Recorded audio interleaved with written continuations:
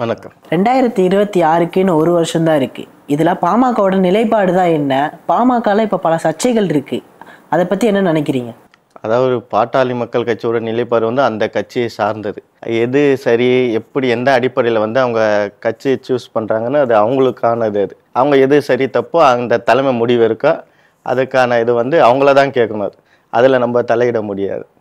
இப்போ பாமகல ஒரு உள்கட்சி பூசல் ஒன்று இருக்கு. ராமதாஸ் அவர்களுக்கும் அன்புமணி ராமதாஸ் அவர்களுக்கும் கருத்து முரண்பாடு இருக்கு. அதை பத்தி என்ன நினைக்கிறீங்க?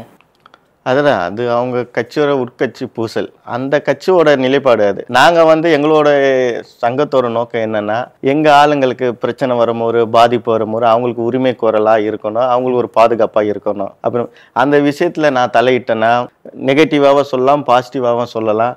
பாமக அதிருப்தியாளர்களும் இருக்காங்க. முகுந்தன் அவர் இளைஞரணி செயலாளராக ஐயா அறிவிக்கிறார். அவர் வேணான்னு சொல்லி அன்புமணி ராமதாஸ் அவர் சொல்கிறாங்க. அவர் என்ன கருத்து சொல்கிறாருன்னா, அவர் இன்னும் அனுபவம் கிடையாது, அனுபவம் வந்ததுக்கு அப்புறம் அவர் சொல்லணும்னு அவர் சொல்கிறார். இவர் என்ன நினைக்கிறாருன்னா, நம்ம கூட இருந்தால், அதாவது ஒரு சிற்பி கல்லை வந்து அவர் நினைக்கிறது சிலையாக்கி கோயில் உள்ளே வைக்கிற தகுதி சிற்பிக்கு இருக்குது. அது சரிப்பட்டு இல்லைன்னா அதை உடைச்சி படியாக்கி எல்லாரும் மிடிச்சு போகிற ஏதோ சிற்பிக்கு தெரியும். அந்த அடிப்படையில் அவர் வந்து நான் இருக்க அவனை எப்படி வழி நடத்தணும், அவர் எப்படி வழி நடத்தணும் எனக்கு தெரியும்னு அவரு சொல்கிறார். இவரு இப்படி சொல்கிறார். இதுதான் அதுக்கான ஃபேக்ட். பாமக வந்து அதிமுக இல்லைன்னா திமுக எந்த கட்சி கூட கூட்டணி வைக்கும். இன்னொன்று பார்த்தீங்கன்னா, பாட்டாளி மக்கள் கட்சிக்குன்னு ஒரு 8% கிட்ட ஓட்டு இருக்கு. எந்த கட்சி நீ வேணான்னு சொல்ல மாட்டாங்க. 1.5 வருஷம் இருக்குங்கல்ல, கிட்ட வந்ததானே. இப்போ நம்ம ஜுரம் வர வரைக்கும் ஜுரம் மாத்திரை எடுத்துக்க மாட்டோம். ஜுரம் வர அறிகுறி இருந்தால் ஜுரம் மாத்திரை ரெடியாக வச்சுப்போம். அந்த மாதிரி அந்த எலெக்ஷன் டைமில் வந்து இப்போ பேசினவாய் அப்போ எப்படி பேசுதுன்னு பாருங்க. இதுதான் உங்களுக்கு தெரியாதவனால அரசியலில் எது வேணாலும் எப்போ வேணாலும் நடக்கலாம், நினைக்காதும் நடக்கலாம்.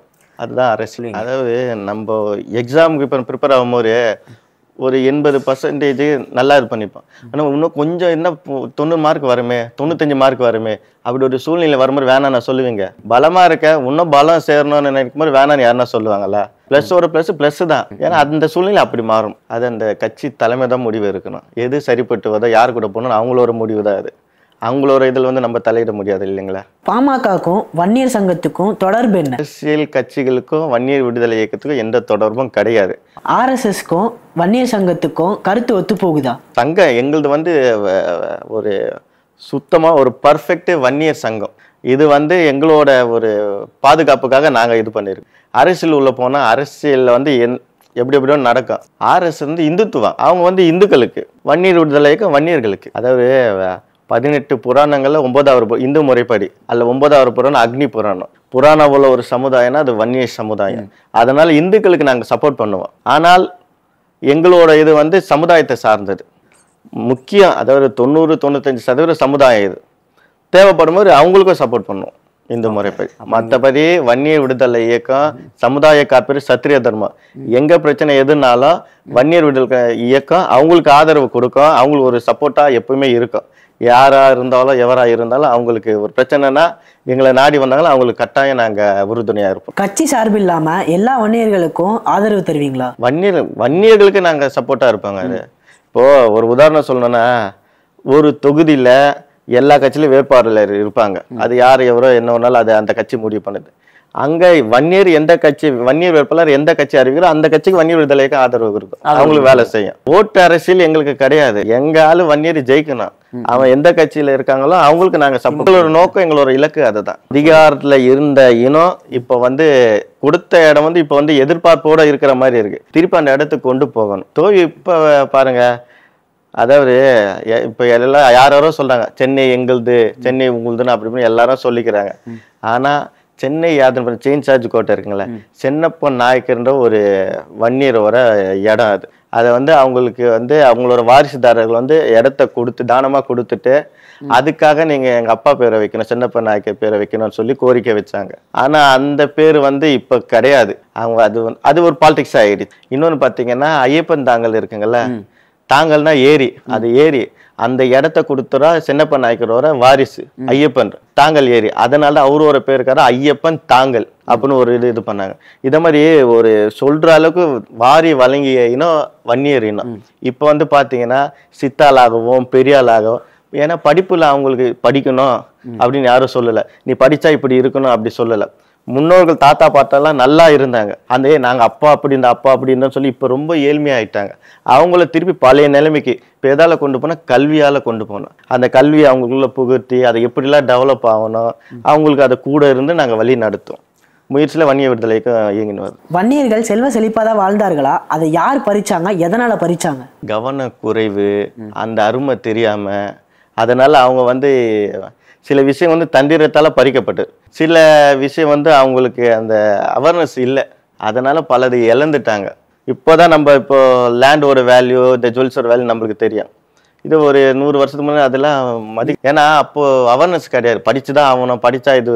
அந்த இடத்துல யார் யார் தந்திரம் வந்தாங்களோ அவங்களாம் இன்னைக்கு நல்ல நிலைமையில இருக்கு. சொல்லுறதுக்கு ஆளு கிடையாது. இப்ப விட நம்ம இந்த விவசாயம் அதுல போனா நம்ம இது அந்த ஒரு கௌரவமா அப்படி நினைச்சிருந்தாங்க. வன்னியர்களுக்கு படிக்க தடையா இருந்தது எது நீங்க நினைக்கிறீங்க?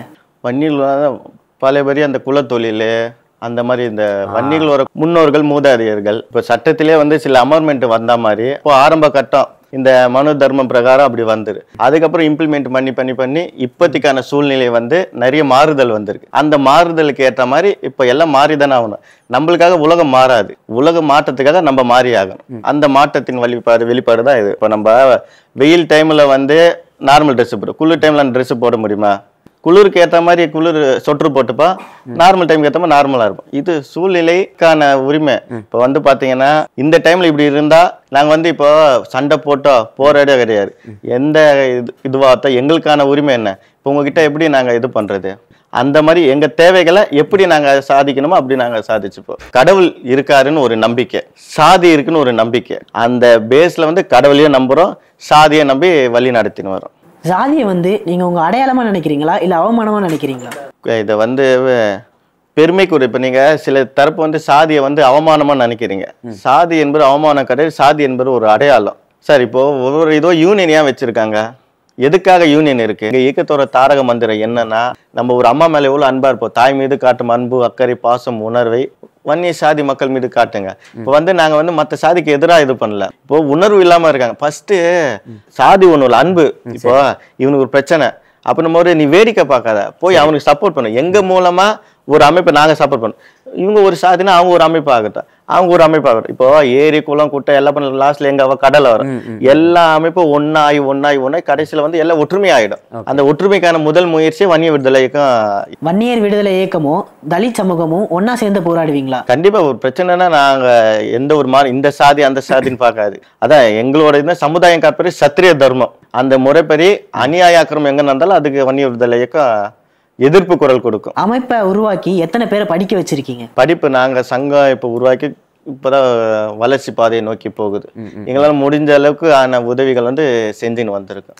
இன்னும் அதிகாரப்பூர்வமா இவ்வளவு பேரு அவ்வளவு பேருன்ற மாதிரி அடுத்த நேரலை வரும்போது இன்டர்வியூ வரும்போது கட்டாயம் உங்களுக்கு ஆதாரத்தோட நான் நிரூபிக்கிறேன். ஒரு சின்ன விஷயம் என்ன ரொம்ப ஈர்க்கப்பட்ட விஷயம் என்னன்னா, வன்னியர்கள் ஒரு வீட்டோட உரிமையாளராக இருக்காங்க.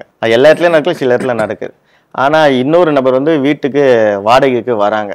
ஏதோ ஒரு கருத்து வேறுபாடு, ஏதோ ஒரு பிரச்சனையில வீட்டு ஓனர் என்ன இப்படி சொல்லிட்டாரு, சாமானை தூக்கி வச்சிட்டாரு அப்படின்னு தவறான கம்ப்ளைண்ட் அவங்க மேல கொடுக்கப்படுது. அப்போ அவங்களுக்கு ஆதரவு இல்லாம போகுது. இப்போ தவறே செய்யாம எதுக்கு அவன் தண்டனை அனுபவிக்கணும்? அந்த மாதிரி தவறு செய்த பாதிக்கப்பட்டவங்களுக்கு ஒரு சப்போர்ட்டா நாங்க போய் நிற்போம். என்ன உண்மை? அவங்க தவறு செஞ்ச தவறு, ஆனா தவறு செய்யாம அவங்க ஏன் தண்டனை அனுபவிக்கணும்? அவங்க ஏன் பதில் சொல்ற இடத்துக்கு வரணும்? பணம் மட்டுமே உதவி கிடையாது. அவன் எந்த பாதிக்கப்படுறானோ, ஒருத்தன் முடியாத சூழ்நிலையில அவங்க ஒரு ஆறுதலான வார்த்தை சொல்றது கூட பெரிய விஷயம். அவன் எந்த நேரத்துல பாதிக்கப்படுறா அவங்களுக்கு ஒரு ஆதரவாக ஒரு சப்போர்ட்டிவாக இருப்பான். பணம் கொடுத்தாதான் உதவி கிடையாது, அவங்க கூட நின்னாலே ஒரு ஆதரவு தான். ஜாதி சர்டிபிகேட் ஒழிச்சிட்டா ஜாதி ஒழிஞ்சிருமா? அந்த இடத்துல நீங்க சர்டிபிகேட் கேட்கலன்னா அதுக்கான தேவையே கிடையாது. அது பாட்டுன்னு அது எந்த வழியில போகுமோ அது பாட்டு தொடர்ந்து போயின்னு அந்த இடத்துல கேட்கறாங்க, திணிக்கிறாங்க. அப்பதான் அந்த குழந்தைக்கே தெரியுது, ஓ ஜாதி சர்டிபிகேட்னா என்ன, ஓ இதான் சாதியா அப்படின்னு ஒரு எண்ணத்தை அது மூலம் தான் உருவாக்கு. இல்லைன்னா அது பாட்டுன்னு என்னவோ எல்லா சிட்டி சேமா தான் போகும். ஒரு ஸ்மார்ட்டா திணிக்கிறாங்க. சாதி இல்லாம இன்னைக்கு அரசியலே கிடையாது சார். சாதியின் அடிப்படையில் தான் ஓட்டுகளோ விழுது. சாதி சர்டிபிகேட்டை ஒழிச்சா ஒரு 2-3% சாதி மறக்கப்படும். டோட்டலா இந்த சமுதாயமே எல்லாம் ஒரு ஒற்றுமையா வந்தா இந்த சாதி அந்த கோட்டா இல்லைன்னா கல்வி ஏன் போக முடியாது நீங்க சொல்லுங்க. ஜென்ரல் கோட்டான்னு ஒண்ணு இருக்குல்ல. இப்போ ஜென்ரலா நான் ஒரு குழந்தை ஸ்கூலுக்கு போகும்போது எனக்கு சாதி சர்டிஃபிகேட் கேட்கறாங்க. அந்த இடத்துல என்ன கேட்கலன்னா வச்சுக்கோங்க, அந்த சாதி சார்ந்த எதுவுமே எனக்கு தெரியாம நான் பாட்டுன்னு அப்படியே போயின்னு இருப்பேன். தேவைப்பட்டால் அதாவது எல்லாம் அப்படி போகும்போது நாங்களும் அதுக்கு ஆதரிப்போம். நாங்க எல்லாம் ஒண்ணு, எந்த இது கிடையாது, வேற்றுமை கிடையாது, அப்புறம் எல்லாம் வரும்போது நாங்களும் அதுக்கு ஆதரவா இது பண்ணுவோம். இப்போ வந்து என்னன்னா எல்லா சாதியும் அவங்கவுங்க பாத்துக்கிறாங்க, ஒரு பலமா இருக்காங்க. எங்க சாதின்னு வரும்போது நாங்களும் பாதுகாப்போ எங்களுக்கான ஆதரவு பலமாவும் இருக்கணும்னு சொல்லி நாங்க இது பண்றோம். உங்களை அடிக்கணும் அவங்கள அடிக்கணும்னு கிடையாது, எங்களை யாரும் அடிக்க விடாம தற்காத்துக்கிறதுக்கு தான் நாங்க சங்கம் ஆரம்பிச்சிருக்கோம். நன்றி.